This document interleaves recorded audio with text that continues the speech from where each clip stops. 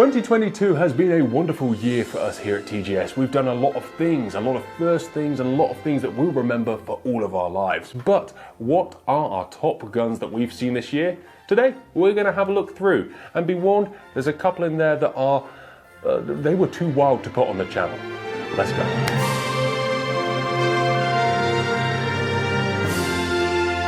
The first was a first for me, and that was the M1 Garand that we shot in our first day in America. That was a gun I've wanted to shoot all of my life, both adult and child, and it was just as good as the real thing. The smile that it left on my face was, oh, brilliant.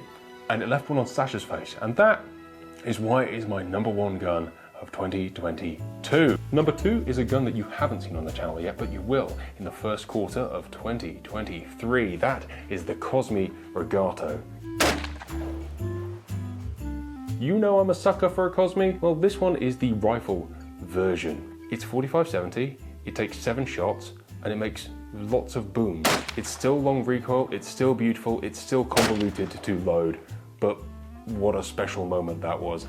They start at 30 grand and, you know, they run up over 6 figures very, very easily with some beautiful engraving. That is very easily one of my favorite guns I've ever shot. So, as such, it's number 2. My top 2 are rifles. I'm a shotgun guy. Really, the Garand is 1, and the Cosmi isn't really number 2, because everything after that #1, all of these were spectacular moments. So number 3 was the AS90 EL Beretta that we saw at Holt's, that used to belong to Perron's 15th wife. Firstly, I loved that video. It was one of my favorites we made because we just went down the rabbit hole of Peronism. But that gun, I mean, was such a sweet little darling Beretta 20 board. It sparked something in me, and everyone who touched it is just, it was a bit shagged out. But what a gun. What an amazing gun. Beautiful, perfection, but, you know, not necessarily perfect perfection. Number 4, I got bitten by a bug in Texas, and that was the Korth bug. Korth pistols, I don't know a lot about pistols, but I do know that Korth pistols are engineered very nicely. They have all the hallmarks of a beautifully made best fine quality gun. They have the price tag of a best fine quality gun. Next year, I'm gonna find out more and try and find one to shoot. That would make me happy. Like that kind of shallow happiness that lasts for 5 minutes, not real happiness. Number 5, and finally, a classy gun. The Guyot, the Purdy of Paris. I first saw it back in the summer at the Holt's charity shoot. This is just a little French box lock, but everything on this gun was just superbly sublime and subtle, but subtle perfection. It wasn't loud, it wasn't gaudy, it wasn't many of the things that I generally like, but it was gun making perfection. Wood to metal fit, engraving, the lines, whoa. I think it sold for the correct amount of money, which was a lot for a box lock, but it doesn't matter. It transcends the whole box lock side lock argument. Oh, stunning little thing, stunning. And number 6 is the Browning Ultra XS laminate. Polar opposite, but I saw that at the British Shooting Show.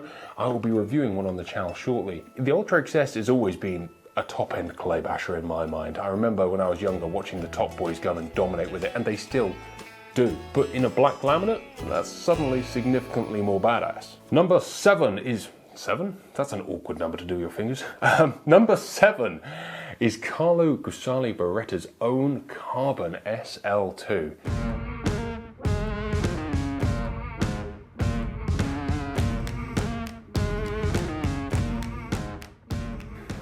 The carbon case, the black gun, it's just like the Dark Knight of guns. It's different. Different really tickles me. And then it shot like an absolute demon. Those two things make me a very happy man. I'm quite simple to please. I want a gun that's super cool and fairly rare that also shoots like the best thing in the world. Call me picky, but yeah, this was awesome. To be honest, the gun aside, the case was just awesome.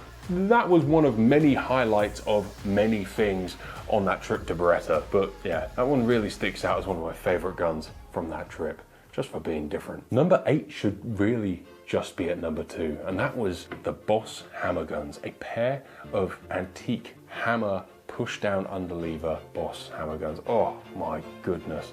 Loading out of an old Ganaki for each other, shooting simulated driven clays in the style of Driven Pheasants on land where those guns would have been used originally was truly, truly special. That was just, yeah, gave me a flavour and a real buzz for those old hammer guns. And I've always loved them, but that was such a unique and rare and special moment. I'm still very thankful for the people that made that one possible. Number 9 is a product that I can't share with you, and all I have is this dodgy WhatsApp picture.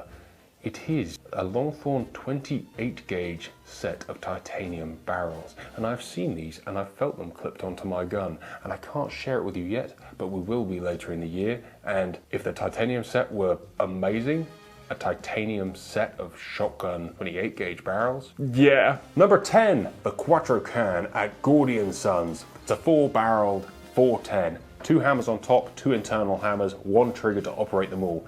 It weighs 7.5 pounds. It feels like a standard over and under to move around in the sky.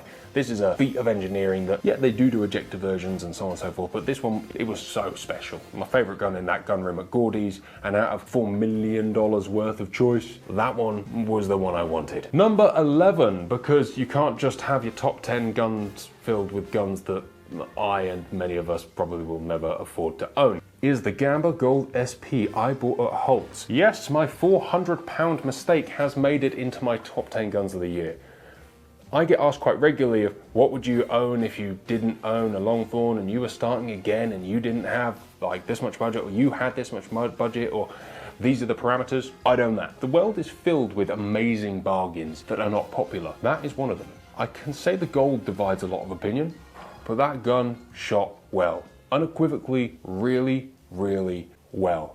And obviously, you don't just go and buy a £300 or £400 gun and it be great. You have to know what you're looking at. But that little bargain, that made me happy. Make that 8 out of 8 if we can. But it feels like a £4,000 gun. The dimensions in the hand, the solidarity. The forehand's a bit wobbly, but I mean, it's not actually wobbly. Who sits there doing this before the stand? You probably would if you were a clay shooter.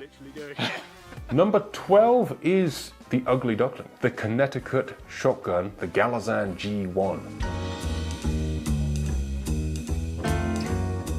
She's not a good looking gun by many conventional standards, but it's wild. It looks in profile like a Krieghoff, but it locks up like a Lüttich space gun. It's just different, and when everyone looked at it, they kind of turned their nose up and did so on and so forth, and it kind of shocked people with its looks. It was kind of interesting, actually, to be honest. And I shot that at Orvis Sandinona, and I loved it. I really did love that gun. I mean, it's a £9 clay basher. It's just spec'd right. They've clearly looked what the market likes, and we've gone, they like this type of rib, they like this type of handling, they like this type of grip. This is a recipe for a good clay gun. And yes, I mean, it's not conventionally beautiful, and it felt kind of naughty to like it, and that's why I liked it. Going rapidly back up in value, the Purdy sits at number 13, the Purdy Best Quality Over and Under. We shot that, there's a members video on it, and oh my gosh.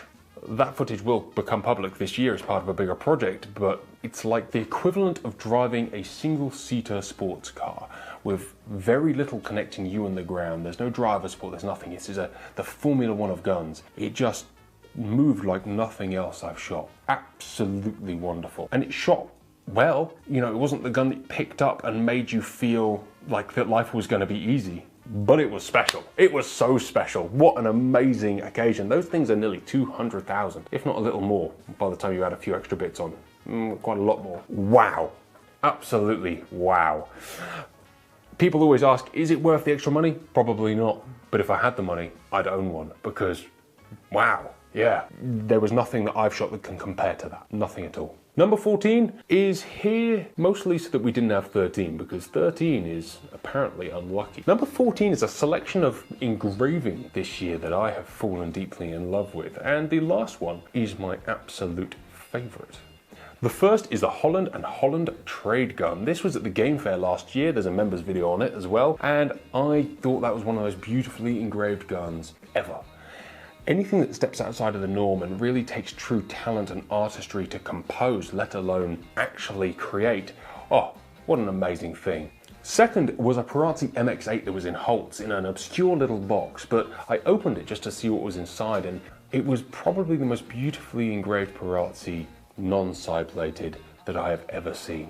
There's something about the deep relief, but it wasn't particularly deep, that beautifully carved out flowers and such on there. It was just fantastic. I wish I had had the money to buy that one. In fact, most of these I wish I'd had the money to buy and take home and love forever and share with my friends and you guys, the community. The last two are, well, I've got to get this one out of the way. This gun is blurred out because it is the lewdest gun I've ever seen. And you can see it if you become a member, but I can't put it in this video without it becoming restricted. And finally, and this got sent to me the other day, and I'm hopefully gonna go and see it next year. This is a Rizzini full custom 460.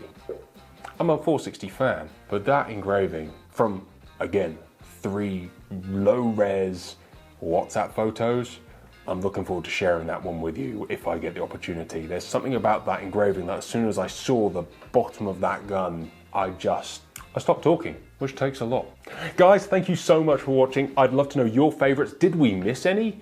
I think you probably would be expecting us to go, what's your top 5 over and under the years? Well, it's a Browning and a Yoldex and a Browning. But we all know what the great guns out there are. There haven't been anything this year that is better than anything else that's new on the market. There's been some good releases, but I'd like to think that these 14 and a couple extra guns are worthy of your attention. Have a wonderful new year. I look forward to doing this again in a year's time. It's always nice to look back through the year and see how far we've come and see what we've seen and see what we've forgotten. That's always embarrassing. Guys, take care.